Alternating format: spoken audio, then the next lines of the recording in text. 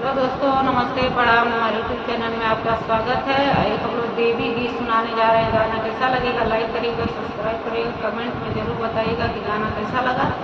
और नए होंगे तो शेयर सब्सक्राइब जरूर करिएगा। फुल वॉच के साथ सुनिएगा। मंदिर में उड़ेला